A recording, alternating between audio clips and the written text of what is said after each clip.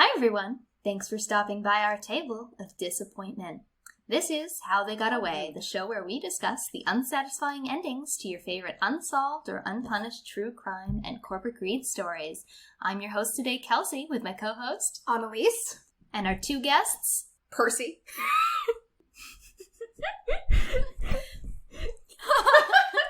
Percy, my cat, is here and he has a lot to say. He decided that he's going to rub up right on the mic. This is his show now.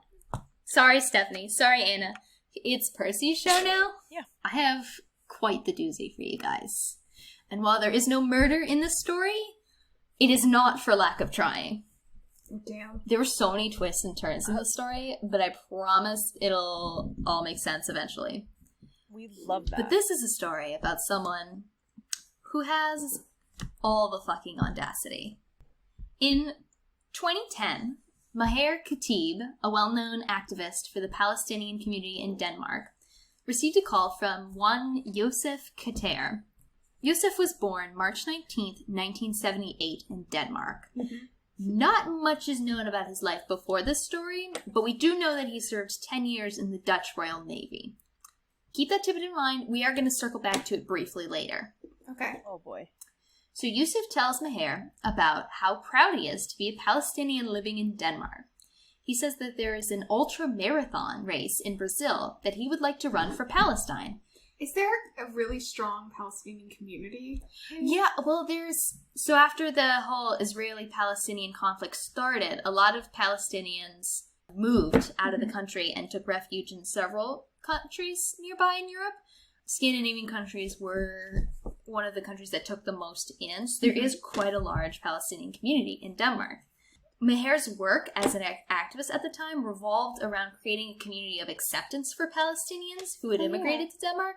In fact, one of his big goals for his activism at the time was to literally just get Denmarkians in particular, but also people around the world, to see Palestinians as people. Oh, God. The bare minimum. That is all we're asking for. I love when we have to ask for the bare minimum. Bare minimum.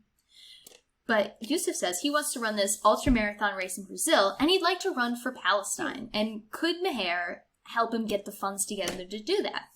So Maher's like, this could be great. Not only would this help him in his goal of encouraging Palestinian immigrants to be proud of their culture and heritage, he's known to sponsor events and activities to that end, so this is right up his alley. So the race Youssef wanted to run was a 230-kilometer race through the Amazon rainforest that is just called the Jungle Ultra. Yeah. Doing these races is insane, first of all. That's some rough terrain that you're trying to... It is literally through the jungle. And I'm sorry, how much is that in miles? 142.9 miles in 5 stages, which is usually broken up into days. So that's 5 days over which running 142 miles. And not only that, not just doing it, you have to beat everybody else who's doing it too. That's hardcore. And also not get eaten by anything in the jungle or just die via jungle. Insane to me. And not only that, there are snakes, there are alligators, there are crocodiles, there are things that will eat you. I assume in any jungle there is something that will eat me. Yes. They allowed this? This is allowed? This sounds like human cruelty. Yeah, people sign up to do this. Like, no one's making them do it. They just sign up for this. For fun. You know, like, rawr. But you said this was to raise awareness for... Just for him. This is a race that they did kind of annually. They, due to COVID, they kind of stopped doing it for a little while, but they are starting it up again. This is just something that they do. Oh, okay. For fun. You're talking about his, like... You know, his goals and stuff, and I thought they aligned. It was like some kind of like run for awareness. Nope, just for him and Maher. You know, he's pushing himself. Yeah, exactly. Get it. Doing these races can actually get pretty pricey. Not only do you have to travel from Denmark to Brazil, find a place to stay, there's also a lot of fees that go into this. There's a lot that goes into a race like this. You have to, number one, have people running this race. Number two, actually have teams of doctors checking the racers at every stage to make sure you don't die as much as they are able. Like, legal fees, I assume, if you die in the rainforest. Like insurance, running insurance. Yeah, running insurance. Your running insurance in the Amazon. So it's not uncommon for runners in these races to seek out sponsors. Mm-hmm. And Meher loves this idea. This could go a long way to improve global perceptions of Palestinians. Anybody in the ultramarathon world knows about this race. It's a big race. You run in a jungle. I think that's insane. I can't get over that. So he tells Youssef, of course, he'll do whatever he can do to help. And how much would Youssef need? Youssef quotes him something around $10,000 which Meher thinks is a lot, but Youssef kind of gives him an explanation about all the expenses that go into an endeavor like this. So Meher is like, I don't know stuff about racing. Okay. Something's fishy. The planners of the world, like me, and also Annalise and maybe everybody else in this call, are probably all out here like, what? Right. No itemized Excel spreadsheet? Are you serious? Or even like, the organizers must have something like, here's the estimated cost of entering. Right. That seems like a very normal thing to have. I'm sure Meher kicks himself about a lot of things for this, but it is not his fault. Meher does his best and uses his connections, because he's got a lot of connections. But he can't get all the money that Youssef wanted. He did, however, get something along the lines of about $4,000 or $5,000 US. That's really good. That's pretty good. And Youssef calls Youssef to give him the news. This is a very weird moment where Youssef gets inordinately angry that he didn't get exactly what he asked for. He yells at him at the phone saying oh, there's all this love in the Palestinian community, but there's no love for me, something like that. Which Meher's like, calm down. I've done my best. If you want this money, you can still have it. And Youssef just switches back and recovers immediately right back to a really friendly persona. It's so weird because you're asking a normal person, let's say normal because this guy obviously isn't normal from all the hints, but a normal person would be like, you are asking a favor of this person. You're going to be so happy with whatever they give you and you'll figure out the rest. Exactly. A red flag. Red flag. $10,000, red flag. Anger, not getting all of it, red flag. Red flag. So even though he didn't get all the funds he requested, he signs up for the Jungle Marathon anyway. And just for clarity, the Jungle Marathon is about $2,000 to $3,000 just to sign up.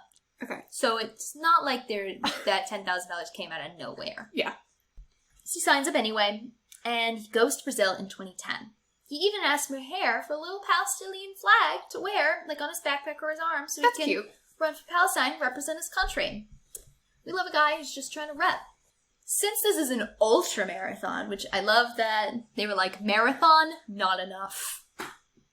There's some kind of crazy race where it's so long and you have to find hints and it's a game and I can't remember what it is, but it's like an ultra marathon, but they take a step further by making that you have to find things while you're racing. Anyway. I mean, they're running through the rainforest, so they're looking for predators. That's pretty close. It's survival, baby. That's the extra part in this marathon. This is not for the faint of heart. I cannot do it. So this ultramarathon is in 5 stages, and it takes place over several days. So there's actually a little bit of downtime here. Once you finish your racing for the day, you bed down. So the racers actually get a chance to chat, get to know one another. People said that in the first few days, where everyone's getting ready for the race, he was incredibly sociable and kind, even lending out items to other runners that they had forgotten.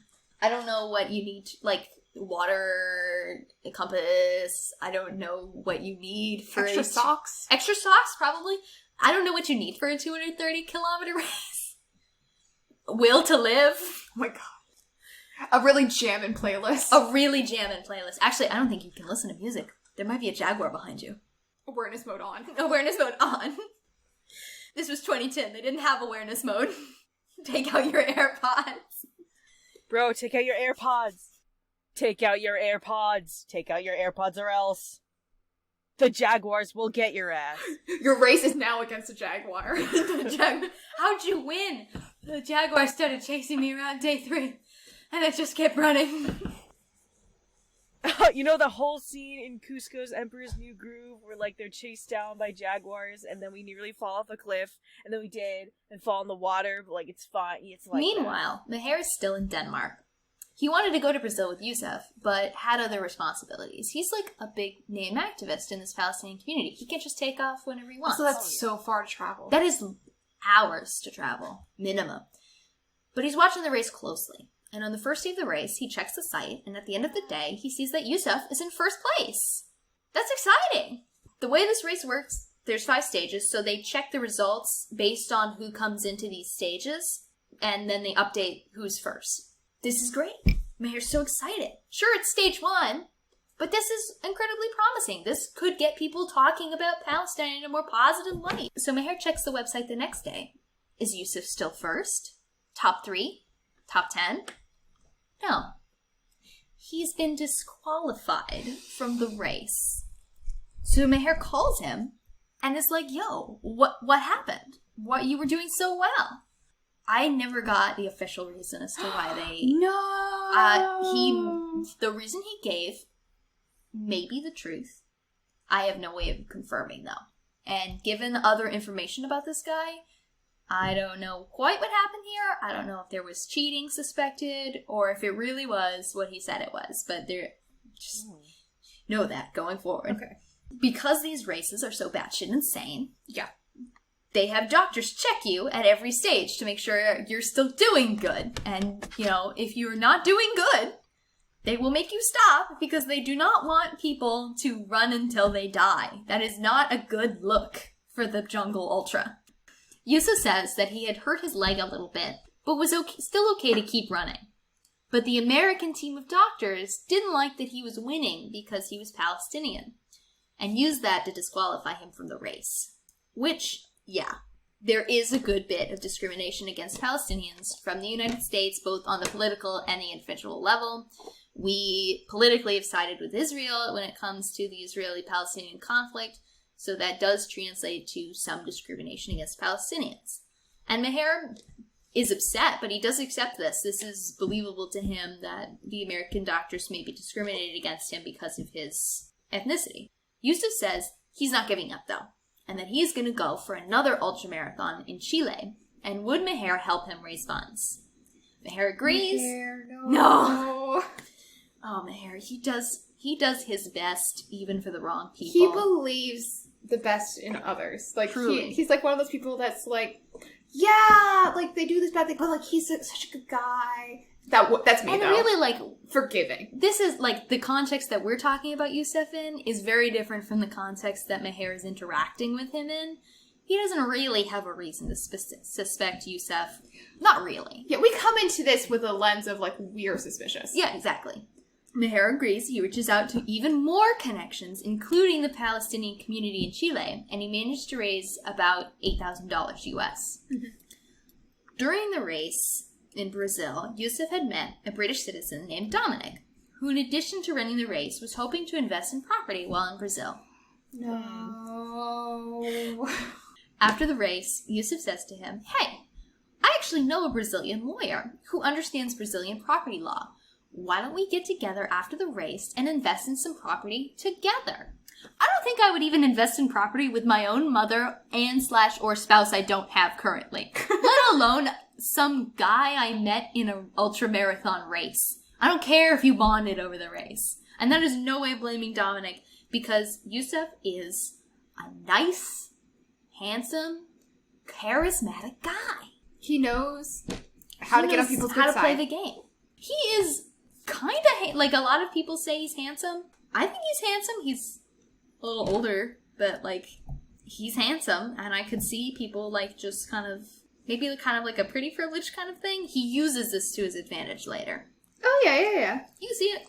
So Dominic agreed in saying, how, I know he's charismatic, but how charismatic do you have to be as a person that within a few days of meeting you, people are willing to go into these major financial endeavors with you?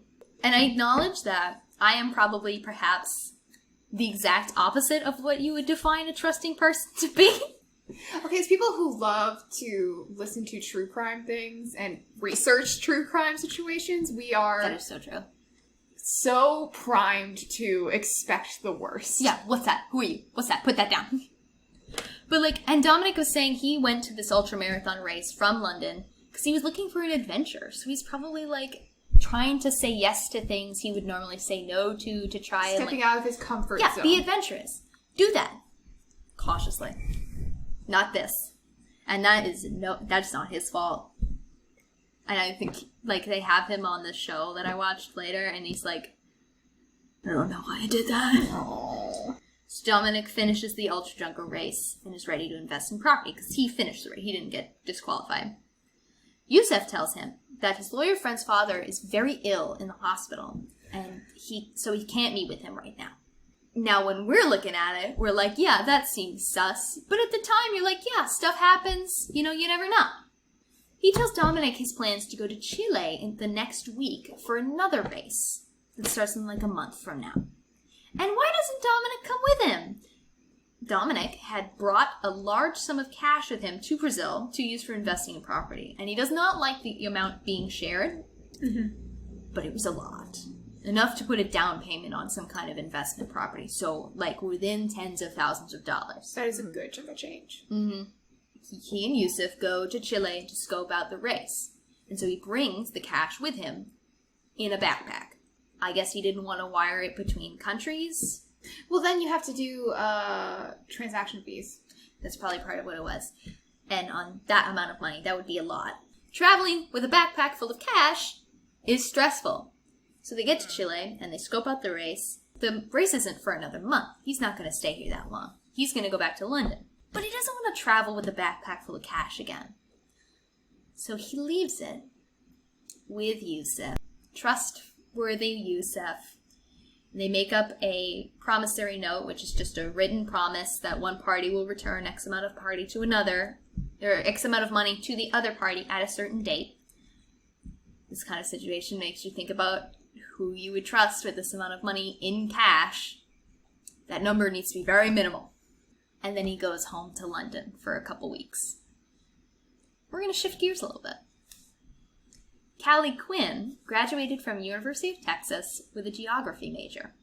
She'd always had a passion for travel and wanted to actually live in another country for a while instead of being a tourist. You get a different experience when you're living in a country versus visiting. She's just graduated college. She wants to see the world and explore herself along the way before she settles down anywhere. So, in 2011, she moved from Texas to Santiago, Chile, where she was going to teach English. And she started living in a hostel with 12 international roommates. I guess this is some kind of hostel situation that just makes it easier for international people to find housing. She actually picked Chile because it was one of the safest countries in South America at the time. One of these roommates went by the name of Youssef Khater. Oh, no. And looking back, Callie says she immediately got a weird feeling about him. She would actually later say that she pretty much hated him on sight. She has a good vibe check. But she ended up dismissing that feeling to try and have a good roommate relationship. I mean, what are you supposed to do? You've committed to being in this place for months with these people. Yeah. Even if you hate them, you want to try to get along with them because you don't, even if your vibe counter's going off, you're like, I've got to live with them. I've got to just try to make the best of this and try to keep, this savvy. And I feel like you often hear people say they have a weird feeling and then they gaslight themselves out of it. And I did this to myself in Walmart once. Somebody was without their glasses, thought I was their girlfriend, and decided to sneak up on me with a in-the-box Nerf gun in the garden center of Walmart. And I thought to myself, I have a horrible feeling right now. And then I gaslit myself and said, no, Kelsey, no one gets murdered in the garden center of a Walmart. Your sixth sense went off.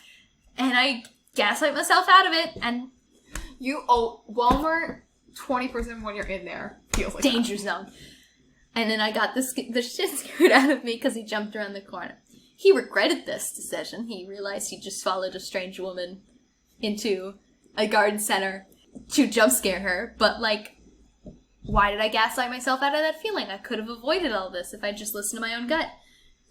I do feel like you always hear this. Somebody feels a weird feeling, gaslights themselves out of it, and then they continue to hang out with whoever it is or stay in the situation, and then boom, something terrible happens. Always listen to your gut. Listen to your gut. Worst case, you're wrong and you look like a dick. Don't listen to your gut. Maybe you end up dead. You never know. And also, you're only going to be with these people, it's best to keep, the vibes right, but you don't need to get that close to the person. Mm-hmm. You could just be, chill in the hallway, say hi, and you're in a hospital, but still, you don't need to bond. It sounds like she tried to keep a barrier, but, like, Youssef is one of those people who, like, needs to be liked. So, like, she actually says later she thinks he picked up on the fact that she didn't like him, and he was used to people liking him. So he, like, zeroed in on that. I hate that. There's no winning in that kind of situation. No, I push a harder wall. This is no way to blame Callie or any victim in this kind of situations, but we need to teach our kids that it is okay to be dicks for the sake of safety. But then also, what is she supposed to do? She's trying to keep a barrier, but even then, like, it's kind of a damned if you do, damned if you don't, because if you keep your distance, they might pick up on that, and then zero in on you more. And There's then no other winning. people in the situation might be like, oh, they're being rude to that person, now I'm Exactly. going to, yeah. It's just, there's And- 12 people, too. Like, there's so many different relationships to balance there. Yeah, and when you're living in a foreign country, you want to build some kind of bond with people, so if something does happen, then, like, you have some kind of system, even though it's not going to be the same as, like, an established support system, someone's going to notice if something's wrong, which is important to have. Exactly. She did make friends with another roommate, very close friends. They're still somewhat friends to this day. So she had something, but even so, like, you don't want to start drama in the roommate situation by going, hey, isn't Youssef kind of weird? And then you just start this whole thing. Mhm. Youssef told the roommates that he was in Chile for the Atacama crossing race. Sorry, is this whole thing that he just travels around doing these races and that's it? Is no. Because it sounds like he did multiple, he's planning to do multiple within a couple of months. Part of what he does is marathon running, but that was new to Brazil, and he does this a few more times. We'll get into it. Okay. So what is the Atacama Crossing Ultramarathon? Here's the description from their official website. The Atacama Crossing is a 7-day, 250-kilometer or 155-mile foot race that takes place in the incredible Atacama Desert of Chile. Through the 7 days, competitors traverse through the salt flats, massive sand dunes, icy cold slot canyons, river crossings, and experience starry nights while in the foothills of the Andes Mountains as they complete the 250-kilometer / 155-mile course. The race goes through the Salar de Atacama, Moon Valley, and the Valle de la Muerte, the Valley of Death, and finally ends in the town square of the adobe-like village of San Pedro de Atacama. Okay, these, like, if you did day visits, are probably great, super fun. Doing a run through all of them? They make it sound so nice and fun. Out of all athletes, and I've felt this for a long time, runners, I believe, are the biggest liars. They all are like, running is so great, it's so invigorating, you get that runner's high. I call bullshit. That is total BS. I've never, ever gotten to that point. And I've got to the point of getting ready to die, and I still haven't gotten a runner's high. I'm sorry, are we gonna, like, brush over, like, the Valley of Death you said? Are we just not gonna talk about that? Like, why is it called that? Oh, the Valley of Death! Because I assume people die there. Is it super hot? Well, yeah, but, like, isn't there already something in, somewhere in America that's already, like, Death Valley or something? So I'm like, are they... I don't think they named them together. They shake hands and they go like, oh my god, people die here too because it's so hot and crispy. Or maybe not crispy, because it's probably... Become a crispy chicken sandwich. No, crispy.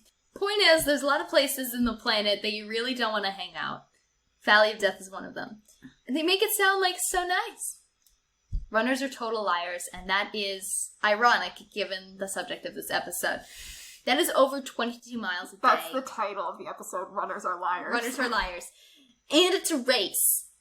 So you still have to beat everybody through the desert. Is this race longer, like, distance-wise, than the... It's 155 miles, but it's also over 7 days instead of 5. Alright, so... runners and climbers really just do this for fun, huh? They're like, oh my god, the adrenaline rush of almost dying. That's Jared over there. Oh my god. He passed away like 2 weeks ago and we thought he was gone. What the? This sucks. This sucks. It's like This is free why I'd rather stay climbers? home. Huh? Yes, exactly. It's like, Yeah. why would you risk I don't life know. like this? The runner equivalent of free climbers. Exactly. The flat, the horizontal, I guess. I don't know. The flat footers. I don't So know. he's in Chile for this. roommates would later say they never saw him train for this. Because he doesn't do any of the runs. No, he's naturally perfect, and he doesn't need to practice for these. Because he doesn't actually do the runs. Not really. Life in the house is mostly uneventful, even though Callie still doesn't really like Youssef. She felt like he was a bullshitter, a boaster, which is right, but, And he picked up on the fact that she didn't like him. And he doesn't like that she doesn't like him, because he's used to people liking him. He's used to being able to put on this certain persona that each person likes. He's used to people falling for his stories, too. So he doesn't like that. But it starts to get colder. I feel like we don't think about Chile as being cold, except up in the Andes Mountains, but it does get cold. No, I thought of this the other day, because... Who was it? It was Scott Christian on YouTube. He's doing a month of animals from different countries, and he just did Chile, and he talked about the most southern point. And then I thought about, how cold does that get? And then I looked at him thinking about it, Chile's a really long, skinny country. It goes really close to Antarctica. Oh. So yeah, it's getting cold. So I did think about it. It gets cold there, and the house has no hot water, no heating, and the windows don't close all the way. Yikes. And also, Callie's from Texas. So the roommates are getting a little miserable. But here comes Youssef to the rescue. Does Youssef have a personal heater that he's going to let everyone share? Even better. Because Youssef says he's recently bought some condos in Santiago. No. And why are you living here if you have condos? Just because he likes the roommate experience. And he would be willing to have his fellow roommates rent from him. A couple of the roommates thought it was odd that he had bought real estate when he wasn't even a citizen of Chile. Oh yeah, that is really... It's kind of weird. But he explains it away, saying that he has this money and he likes to invest in properties. I don't know the rules about citizens of other countries buying property in Chile. I assume you can. But they think it's a little weird because it's, complicated. And it's also weird because the several other roommates had loaned Youssef money and he had not paid them back yet. Yeah, so I wouldn't trust him with this whole... Right, and they're like, how'd you buy condos if you owe us money? Yeah. But they're cold. They're miserable. They want an out. Callie in particular, and I think several other roommates, don't really speak English. And they're foreigners, so it's hard to find housing. So they figure with Youssef, they could skip all that. It would be easy. Oh, do you mean don't really speak Spanish? Yes, I'm sorry. No worries. Did I say so? Yeah, Callie doesn't really trust him, but is so ready to get out of their current home. And she doesn't really have anything specific to point to right now. They just have a lot of weird feelings. The money that isn't being paid back. The back. money is weird, but maybe he spent most of his money on the condos and is hurting for money now that he's paid all that money out. It's also important to know that Callie at least didn't know any Spanish. I think she knew a few words, but not enough to get by. That's also interesting coming from Texas. Right? I feel like you would They pick up pointed it out some specifically things. in the sources I saw. I think she could speak, some sentences. And it's also important to remember that Chilean Spanish and it's Mexican different. Spanish is very different. Yeah.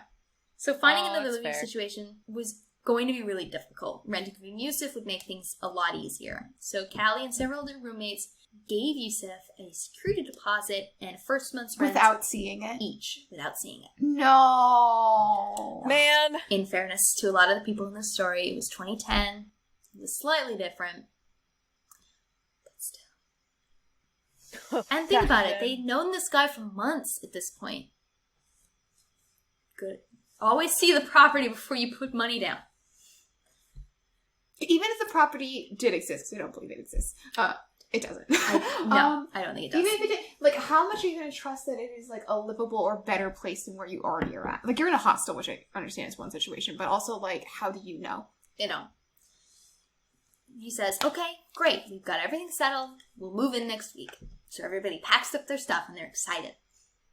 But then, he kept giving reasons why they couldn't move in yet. Oh, there was some flooding, we have to fix that. The Next piping's week. Not done, Next week. Oh, there's some electrical issues. I need to have somebody look at that. Next week. Oh, I'm having some renovations and some repainting done. Next week. Every time they were ready to make the move, he'd come up for one reason or another at the last minute and say next week. This really is what is the saying? It's a really foul saying. But don't do your business where you live or whatever.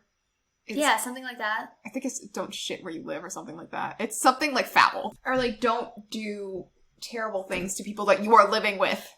Roommates are starting to get pretty annoyed with Youssef. And the ones, not only with this, but the ones who had loaned him money are starting to ask for their money back. Yeah. As one might. Finally, Youssef runs out of excuses and had picked up on the fact that a lot of the roommates were pretty pissed. Do you know how much money they gave to him for the condos as a down payment in first month's rent? I don't know. Cumulatively somewhere in the thousands. He's backed into a corner. People like this, backed into a corner, is a bad place to be. Volatile. For everyone. He says he and Callie will walk to the real estate office so Poor that Callie. she knows. I truly think that he singled her out just because he knew she liked him the least out of everybody else in the house. And just decided this person. Because if he gets her on the side of the person that trusts him the least, then to everyone else, it's like, oh, okay. Well, that, and also for what happens next. No. I'm scared. No. Is this the, No. almost dying part? There's so much almost dying in this. No. He and Callie walk to the real estate office. They're going to walk to the real estate office so that she knows where it is and can pick up the condo keys in the morning. This was in 2011, so Google Maps off your phone, not a thing. They're also all foreigners, so foreign plans. He says they'll swing by his girlfriend's house afterwards, and he'll pick up his backpack, which has all of the money that he owes the roommates, conveniently in this one backpack. Is she gonna Oh, get wait. Where have we heard of a backpack full of cash before? Bro. No! Just wait! It's like the gamblers who, take in more money and they It's gamble it away exactly and then like pay that. back the guy when they get that. Yeah. And that Callie would take the backpack home. Yes, To the- Ponzi scheme. Yes, and that Callie would take the backpack home to the roommates. He made sure to tell the roommates that Callie would have the backpack, not him. No, because then it's all on her if it doesn't show up. No! Callie said that they walked for a very long time. Again, this was before navigating via your phone was a thing, so sometimes you just walked until you found a place. Finally, they find this dark real estate office that Callie will come back to tomorrow to pick up the condo keys. Then they head over to Youssef's girlfriend's house. He has a girlfriend during all this? They go to the house and pick up the backpack. I don't think he let Callie in. I think he just went in and grabbed the backpack and left. I don't know if she ever actually met the girlfriend or not. Youssef then suggests that they go get drinks to celebrate, No. which Callie agrees to. Callie actually says that he was so nice to her this evening that she had actually started to change her mind about him. No, girlie, no. Chilling when we get later. She said that he had had quite a few drinks, which was unusual for him. He wasn't really a big drinker. But she knows. That she knows. I mean, she lived with him for months at this point. So, at least for months. This is more than she's seen him drink for months. Looking back, she thinks he was trying to gather courage for what would come next. No. But back to the race. Dominic comes back a few days before the race was to start and met up with Youssef. They enjoy themselves and kind of act like they were on vacation before the race starts. Relax a little before you ruin your life and soul on this desert crossing. Youssef mentions that the money was in safekeeping, but that he didn't have it with him. That gave Dominic an uneasy feeling, but he pushed that to the side. Because Youssef is his buddy now. Right. The race started, and Dominic said that he hated it. He's choking on the dust, and it's totally different from the Brazilian jungle race. It's horrible. The ground is hard and rough, and he's hating it. Youssef was confident that he will win this time. Invites Maher to Chile to see him win for Palestine. I assume they get a cash prize if they win first. There I is a assume? cash prize. Yeah. It would be more than what he'd spent to get it, but it's Yeah. not like a huge... It's a pretty big cash prize, but not like giant. Yeah. I'm assuming if you're investing that much money in it. Yeah. I did think it was funny that the Brazilian race he was fine with, but the desert race he's like, no, this sucks. I mean, to be fair, it's That not said, that though, dry in London. am I going to endeavor on any kind of race like this? No. I'm What'd you assuming say, it's Anna? humid in Brazil for the most part, and then it's pretty humid in London, kinda. Not the same kind of humidity, but He's he's used like, to it. oh, wetness. I'm like a little frog, and then he's like, oh, desert. The sand, it's in my Desert. lungs. Some people just don't do good in deserts. British people are not allowed in the desert. And, some people just don't do good in rainforests. I feel like I couldn't do a race in a desert, in a rainforest, but I think I could exist in a rainforest. Meanwhile, I'm sorry, I don't think you could exist in a rainforest. You don't like the summers here. Yeah, no, I can't live anywhere that is warm or hot. Period. Alaskan. I could do an Alaskan Yeah, run, you can maybe. do it. You can do the Iditarod, but it's just you running. Just me. No sled dogs. Just me. Youssef was confident that he was going to win this time. He invites Meher to Chile to see him win for Palestine, which Meher accepts. On the way to Chile, all Meher can think of is Youssef crossing the finish line, waving a Palestinian flag. He made it to Chile on the second day of the race, and was met by members of the Palestinian Federation, which is the Palestinian community in Chile.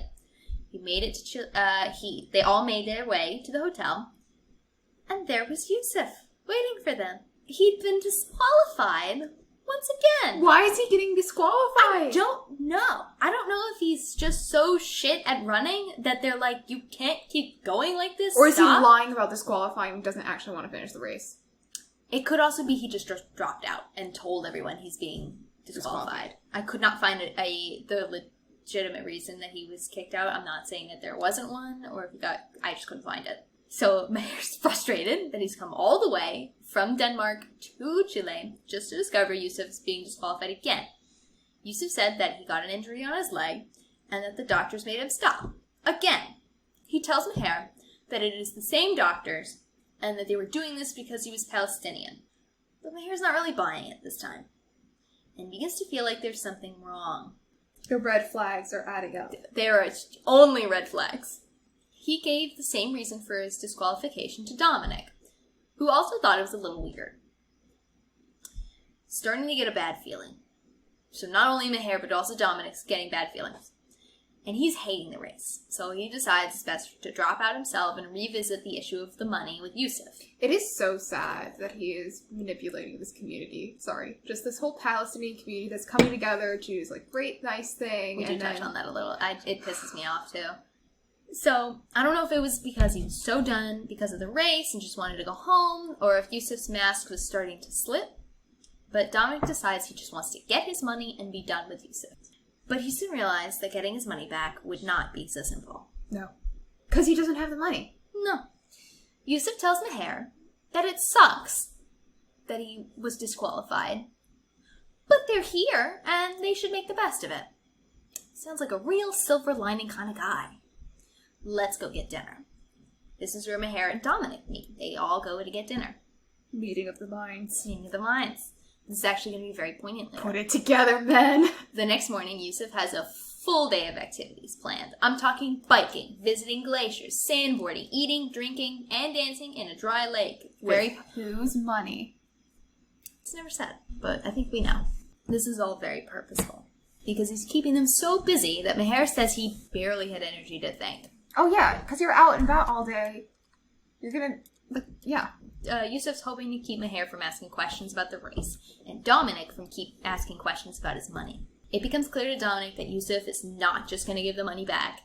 He thinks, I'll just cut my losses and go home. I don't know. It was a lot of money, but I think he thought, Is he well off? I don't know.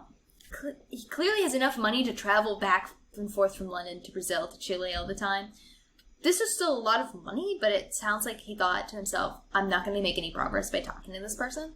So yeah. He thought, I'll just do like legal routes or something. Yeah, if you have the means, cut your losses. Yeah, if you can, cut your losses. And honestly, I wish he'd just stuck with that. No.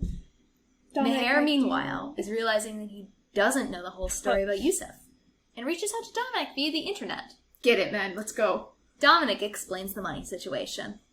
And Meher's thinking to himself, you're so stupid. How could you give him all that money? And then he suddenly realizes, I'm giving him I'm so stupid. I gave him all that money. The Palestinians in Chile are stupid for giving him money. We are all stupid for having fallen for Youssef. And he realized it was all about hustling money. Yeah. So now Meher is determined to get to the bottom of this and starts Googling. Which I feel like nowadays is the first thing you do when you start working with someone new. Like, yeah.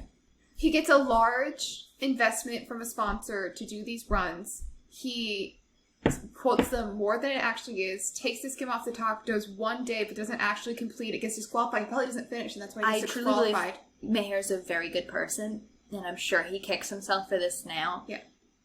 You gotta Google people before you start getting money. He doesn't finish the miles in the day, and that's why he's getting disqualified. He just does it for show to show that he started the race and didn't finish it, and that's how he keeps getting it. In Brazil, he finished first the first day, but So he did right. finish. He did finish. But I think maybe he either dropped out or something. Who knows? That's so interesting. It is. Which is whack, because you finished first the first day. You couldn't have just, like, done the extra work and actually just done the race. And also, Youssef's part of his Palestinian community. Why would he doubt him? Luckily, Youssef was dumb enough, or overconfident enough, to use his real name when scamming people. Oh, thank God, honestly, though. This is when Meher finds a local Danish paper news article about Youssef from 2009, so just before he started interacting with him, in which it details a scam Youssef ran for a trip to Dubai that he used to cheat over 50 people out of their money. And he wasn't jailed? He was. No, but we're getting to that. The way the scam worked was that people would give Youssef their money to book their tickets, but then Youssef's apartment suddenly burned down with all the money in it. For those listening at home, I used quotes around all the money in it. And then he moved away. The newspaper that wrote this article had actually been following Youssef's movements for a while, tracking all of his hustling. In fact, he had been trying to get out of Denmark because of a trial waiting for him in 2011. Because the Danes were gonna get him. That's why he reached out to Meher to go to Brazil. I also want to mention that he did not just leave the Royal Danish Navy. He was actually dishonorably discharged. He and Dominic, he is in Meher and Dominic reached out to Carlos Medina, a member of the Federación Palestina, the Palestine Federation. I can speak. Palestinian Federation. In Chile, who was obviously very concerned that a man like this had Dominic's money. Yeah. A lot of it. And on top of that, Dominic had started receiving emails from this quote-unquote Brazilian lawyer. No. Carlos was able to, very easily, trace the location these emails were being sent from and discover they were coming from Santiago, Chile. Get that IP address. The same location Youssef was in. Yeah. I mean, it's 2010, but come on. A proxy server? Something. But Meher's not done. He thought he could use the family name Khater to find Youssef's family in Denmark. This was back when people had contact information, like their phone numbers on social media. So he finds a woman with the same family name, and he remembers that Youssef mentioned having a sister. So he thinks maybe this is her. So he calls her, and he actually lies a little and says that he's a journalist, and does she know Youssef Khater? Her demeanor immediately changes, and she becomes very sad and says yes. Meher breaks and tells her, look, I'm not a journalist. Your brother hustled me, and he hustled this other person, and he doesn't even get to finish, and she bursts into tears on the phone. Oh, the poor girl. So he has to sit there on the phone for a few minutes while this woman is crying, and finally he's like, he gets out, why are you crying? And she says, and I quote, because he destroyed our family. No. This is what happens when you have a narcissist in your family. Classic narcissist. She tells Meher that the hustling is not new, and that they had kicked him out because of it. Sometimes you gotta cut ties. You gotta. He tells her now how Youssef ruined, for some reason this says anime, but I meant to say name. He ruined his anime. Meher tells her how Youssef ruined his name and reputation in Chile among the Palestinians. At which point she stops him and says, Palestinians? But he's not Palestinian. We're Lebanese. No! Yes, he's not even Palestinian! What? Oh my god, race faker! Bro! He's playing on a community that is not even his own. There are a lot of victims in this case. There are even unnamed victims that could have received these resources in the Palestinian community, but didn't. Was he that we don't even specifically know. targeting Palestinian people for, like, some kind of horrible racist reason as well? Not that I could find. Possibly, I don't know. Maybe he just saw Meher Khatib being Maybe he an saw activist. what a good and strong community they had, and Honestly. was like, I can fuck this up.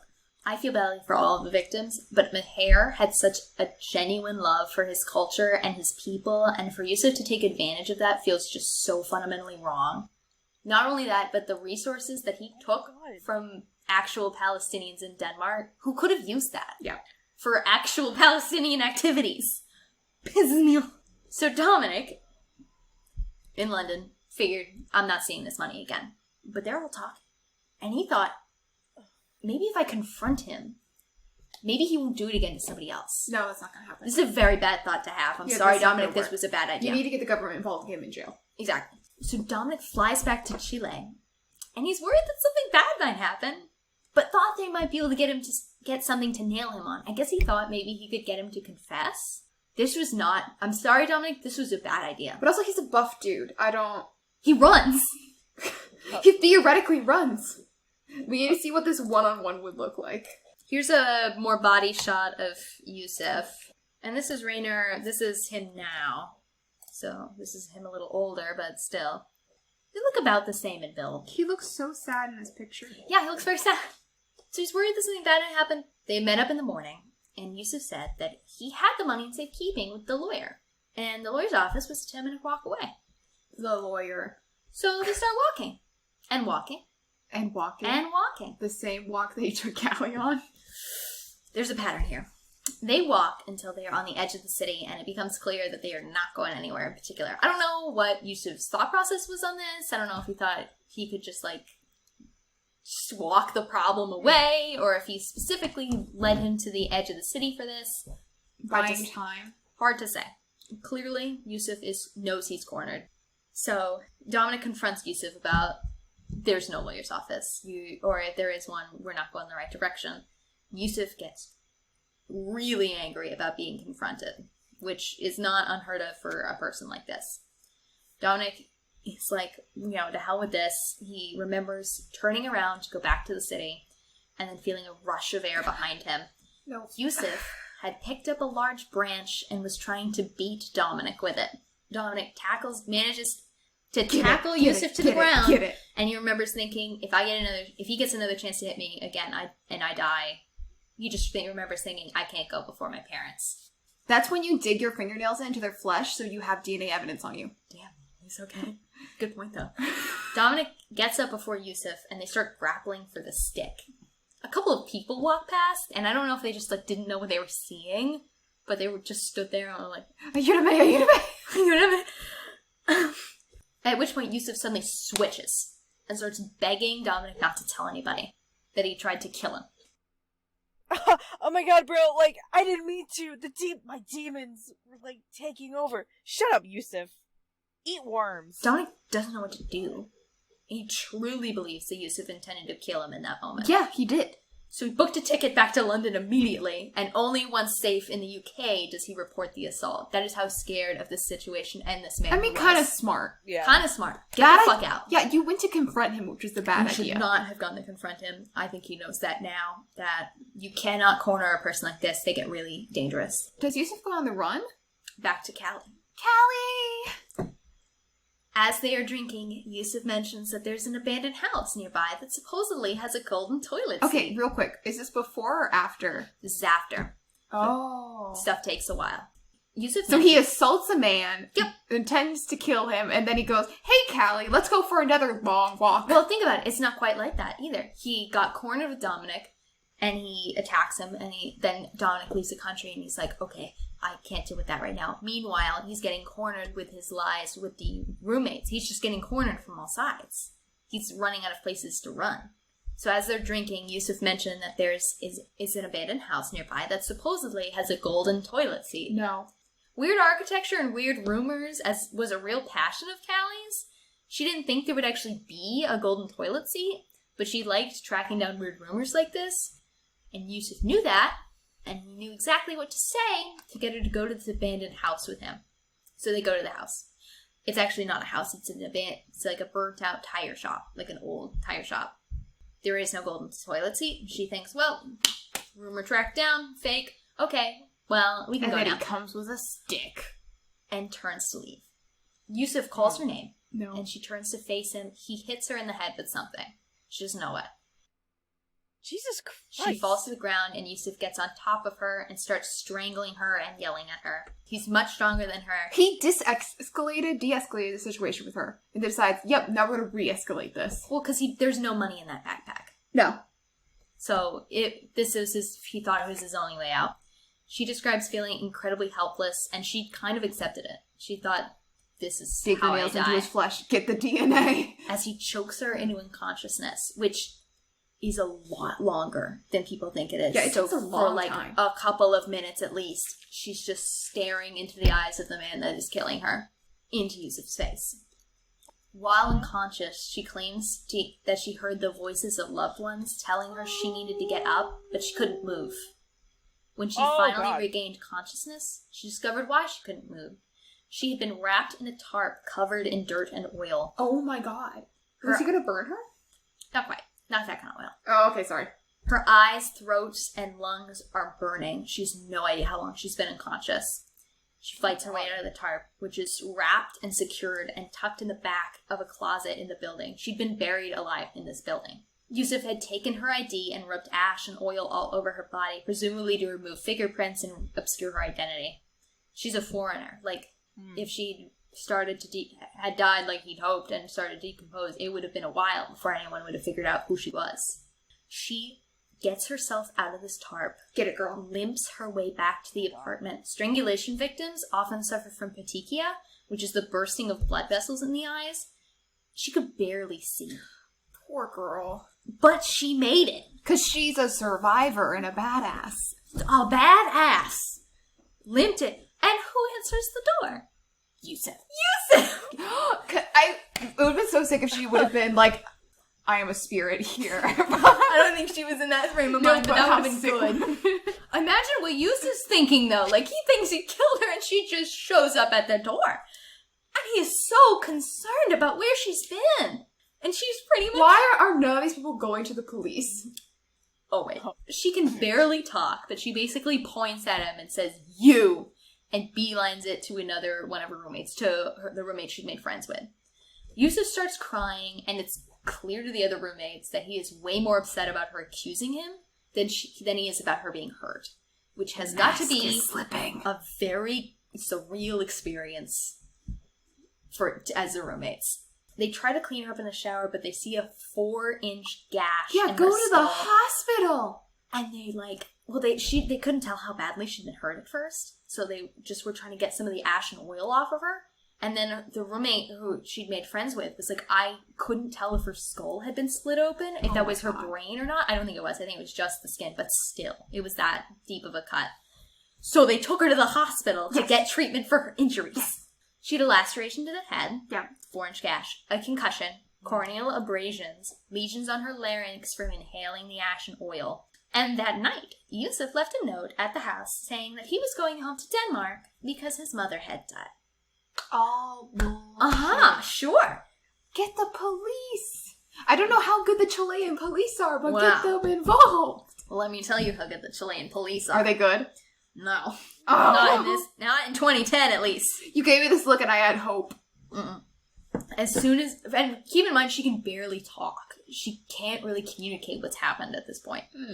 Poor girl. She's vomited blood that night just because the blood from her throat, because her larynx was sliced up from breathing. Someone bring her back to Texas to her family. She needs support. As soon as Callie was coherent, and she stated clearly, Youssef was the one who had attacked her. Her roommate believed her immediately. Yeah, on board. A police report was filed the following morning. Yeah. But then when the police come by later to look over her injuries, they basically said her injuries weren't that bad. Probably didn't even file paperwork on it. She's not sure, but she doesn't think they did. Is this sexism? It could be a lot of things. Okay. Number one, she's foreigner. She's a foreigner. Number one, she's a woman. You gotta consider these things. Number two, the person... it's also a foreigner's word against a foreigner's word, which can kind of be like police from one country sometimes don't really want to deal with that. Youssef had clearly attacked her to save face within the roommate group, hoping it would seem like Callie was either attacked for the money after they split up, or ran off with it herself. Rocio Berrios Ibanez had recently become a lawyer and became interested in the case. In fact, she had met Callie before at a party, so she agreed to help her. Badass women helping badass women. Honestly. But in order to charge Youssef with anything, they had to find him. Preferably before he left Chile, because that would make it a lot more complicated. Yeah, because he's not going back to Denmark. That would be extraditing a citizen to another country, possibly from his home country. Like, it's complicated. Yeah. It would take months, if not years, if it ever happened. So talking to the roommates at the hostel, they discovered that Youssef had lost his passport. Oh no! and likely didn't have any money left. So he'd likely be desperate and looking for another score or something. So they posted his face everywhere. Get it. And not only that, they posted Callie's face with her red eyes. Oh my God. So that everyone would know what he did to her. That's the photo. It's hard to see in the small, but like her eyes are very red. This was a few days afterwards when she'd healed, but like that is all from being strangled. They hoped he'd be found quickly, as he didn't look Chilean at all, so he would stand out. I like how the police looked in this woman's eyes and went, you look fine. But Callie and many of the other roommates fled Chile back to their home countries, because this guy's still out there. Yeah. So she went home to her. Yeah, don't Honestly, though, after that, I would be like, I want my mom. I'm going home. Yeah, I don't want to go live in a foreign country anymore. I don't want to live in the same country that the person who did this to me still resides in. I want to go home for a bit and recuperate. Like, imagine that. The first time you like go off on your own, want to live in a foreign country, experience the culture. This happens. Oh my God. That would turn me away from like wanting to leave my hometown. Yeah, honestly. That would turn you away from leaving a house. Yeah. But the person was from inside the house! No more roommates. Never again. Rocio gets in contact with Carlos Medina, who we mentioned as part of the Federación Palestina. Mm-hmm. And here's Dominic's story. Noticing a clear pattern. Dominic's putting it together. Youssef lies and scams until he can't keep up the lies anymore, and that is when he becomes dangerous. They decided the only way they were going to find him was if they lured him out. They found a friend of Youssef, I believe this was the girlfriend, who was willing to help trap him. I don't know who would not be willing after they saw the photo and heard what he'd done. He had reached out to her asking for money, because he didn't have any. Because he had no passport, no money, and he was trying to get out of the country. Where did he lose his passport? I don't know. It doesn't say. I don't know if they know. Don't know. I don't know. It's gone.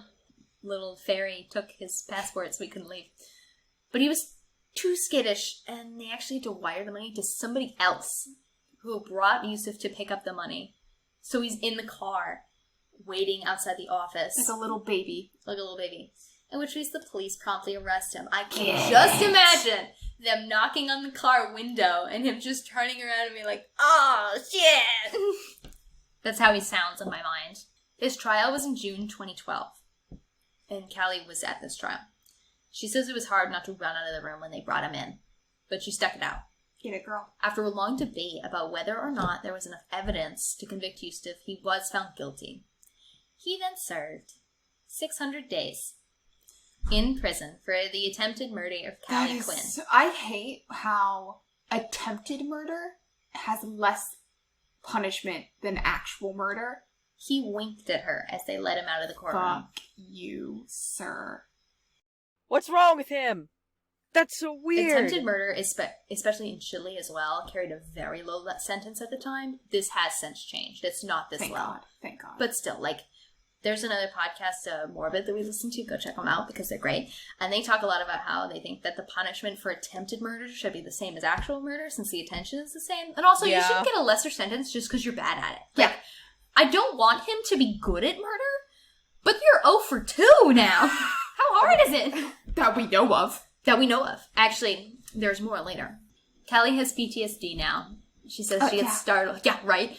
She says she gets startled more easily. Doesn't like it when people walk behind her, I imagine. She also gets freaked out by people with thick eyebrows, which is kind of... This man does have thick eyebrows. He has thick eyebrows, so I think it's just one of those things. I think she was looking into his eyes, seeing them, so I think that's just one of those things that your brain imprints latches as part on. of the danger.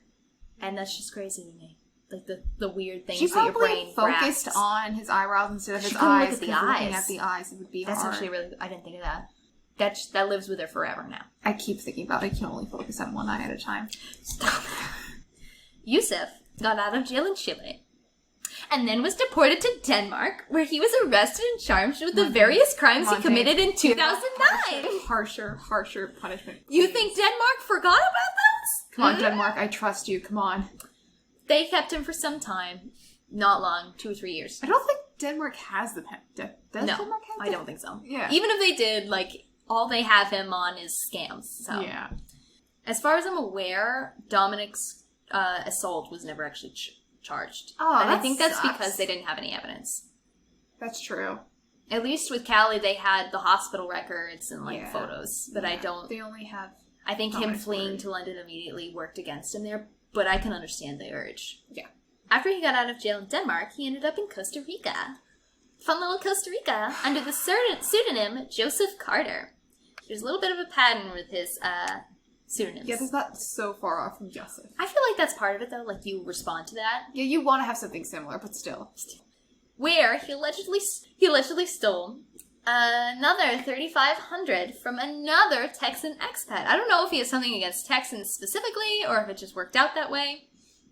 And $19,000 from a Canadian woman he was dating. Jeez. When the unnamed Canadian woman learned of his real identity and what he had done, he tried to smother her with a pillow, but removed it at the last minute. No, I thought you were going to say that she, like, did some stuff for it, but no, she got... That is 0 for 3 now. Why is he so bad at this? Woman. This poor woman? Please tell me But that... I also can't get over how bad he is at murder. She went to the police, please. The Organismo de Investigación Judicial, the Costa Rican equivalent to the U.S.'s FBI, determined that since they were dating, at the time, it couldn't be proven that she didn't give him permission to withdraw that money, and more importantly, it was a foreigner's word against another foreigner, so the charges were dropped. Also, domestic violence, we do not see. We do not see. Intimate partner violence. Yes, intimate partner violence. IPV. So, Francesca Mari, a journalist from Texas Monthly, actually reached out to Youssef Khater in 2015 in March via email to ask about the Costa Rican scam allegations. He may or may not have also run something to do with cell phones at the time in Costa Rica as well. Yeah. Was not a lot of information. And he was like, attention? Attention? Because to her surprise, he responded, saying that he would love to speak with her. But was she going to investigate what he told her, or only write about what they told her? Stopped responding after that. I think he just liked a little bit of validation and attention, but also was somewhat smart enough to know that talking to her was not going to be a good idea. I don't know. He became active on Facebook again under the name Joseph, with an F, not a PH this time, Maria. Where did the Maria come from? Running the Costa Rica 20th Marathon. So he's still doing marathons. But this isn't an ultra one. No. He's downgrade. On this Facebook, it became clear that he was in a relationship with a woman known as AB. That's not her actual name, that's just what she went by for the article. Francesca reached out to him again in December, and he acts like he doesn't know what she's talking about, or who she is, and why can't she just leave him alone? Oh, poor baby. So, I'm just a little old man on the internet. I don't know what you're talking. Fuck off, old man. I'm fucking rude now. I've had enough of this guy. I can't even kill right. This is embarrassing. So Francesca reached out to AB to warn her that she was dating a serial attempted murderer and scammer. She didn't hear back until early 2016, where AB said that she did not know Youssef's real identity and that he had not heard her yet. It's also implied that she broke up with him at that point. Good. Which, yeah, this is the end of the story so far. Youssef is still out there. No. And is likely still scamming people. Yeah, because he's never going to stop. There are huge communities, mostly of people he scammed or of family members and friends of people he has scammed, devoted to getting his name and face out there, any pseudonyms that they know of. Good for them. What he's done to get the word out there so people know about this guy. Good on them. By the way, I found this story out while watching Netflix's docuseries Worst Roommate Ever. I really recommend it. I had a really bad roommate at one point, but the stories they told in this docuseries made her seem like nothing in comparison. So that is what I have for you today. It is a wild story from start to finish, and it's probably not even finished. There's probably still stuff going on. If we did an update in 5 years, there'd be stuff. There'd be stuff. There may even be more stuff that I just didn't find. And it's just so wild to me that he faked being a Palestinian for like a couple of years. That is crazy. Just to like prey on Maher's good nature. I wonder if he kept doing it. Possibly. Maybe he thought being Lebanese wouldn't get him the like sympathy or attention he wanted. Maybe he switches to like a different... I mean, he is Middle Eastern, so there's only so much switching you can do, but like maybe he switches to a different Middle Eastern ethnicity based on like what's happening there. to like garner. If they have a really strong group within a certain area, to like cap in. And there's only been like one time he switched, so he's probably just like, this one will get me the most sympathy, and people will feel bad for me, because the other places, like, yes, there's stuff, but Palestinians, I think, I could be very wrong. I usually am. Are, people just go. You can't see me, but I'm squinting. I don't know if he switched the ethnicity he was going by in Costa Rica or not. They did not have information on that. It's possible he switched again to something that Costa Rica had a community on. And there is evidence that there were other women that he dated and stole money from throughout this as well. So he was also a serial dater and scammer, which just an overall trash human being. I don't even know, like, what to say to that. Like, my go-to is to get a prenup, but you're not even married. Like, hide your cards, hide your checkbook from your all significant others forever. Never share finances ever. I feel so bad for his sister, though. I know, the poor family. What did he do to the family that was so bad? Not only that they kicked him out, but that even the mention of him hustling other people makes a person burst into tears on the phone. Like, it had to have been bad.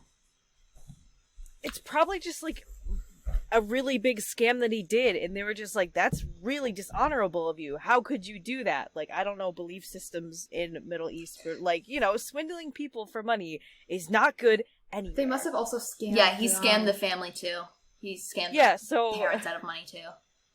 They're probably just like, oh, bro, what the hell? And she just has to go on living knowing that is her sibling. Just other people had contacted her before him as well. Probably. At the very least, the Demarkian police must have, because they were building a case against him. He's getting away with this is how they got away with it? He just keeps getting away with it. I think the biggest thing of why he's getting away with it is that he's moving to different countries, so he's doing it internationally, and it's so hard to catch people when they move around across borders. That's so true. And also, I think he's gotten away with it, unfortunately, because he actually hasn't killed anybody yet. He's only tried. He's only tried and failed. Maybe he has and we just don't know. That's also true. It's totally possible. Imagine if he's actually like, oh, I'm just bad at this, so I don't go to jail, so I can do more crimes. What if that was his plan all along? That would be so weird. That's so weird. But I feel like that doesn't help him in like Callie's situation. Like, maybe he could have done it to scare Dominic away, and maybe that was his plan there. But I don't know how attempting but not actually killing Callie would have helped him. How old is he now? He was born in 1978, which would make him... So he's like halfway through his life, and this is what he's done. Yep, this is his life's work. I agree. Like, now I wonder how long he's been doing this for, because it's like, what, 2010 is when we hear about these cases? But it's like, how long has he been doing this shit for? That's weird. That's like about half of my life. Before that, he served in the military for 10 years, but he was dishonorably discharged, so he's 32 when all this was happening, and then 10 years before he was 22 in the... Yeah. So he enlisted, like, pretty early. Or, I don't know if he enlisted. Bro, really at our age, he really went, I will be a scammer. Yeah, just pretty much his whole adult life. And, I mean, he served for 10 years, and I don't know how long the fraud went. Like, if that started partway through, or maybe it was the whole time, or just the end. Just at some point, he started scamming, and he thought, yeah, this. We're very disappointed. I'm very disappointed. And I hope you are too! Obviously, all the cases that we've had are whack, but this one's really got me sitting here like, that's weird. And that's all, folks. I hope you're disappointed, because I sure am. And if you see one Youssef Khater, Joseph Khater, or Joseph Maria, or any other combination. He goes by Jojo now. Beware. Alrighty, guys. Thank you so much for coming to our table. Push in your chairs. Put your dishes in the sink. Bye-bye. Bye.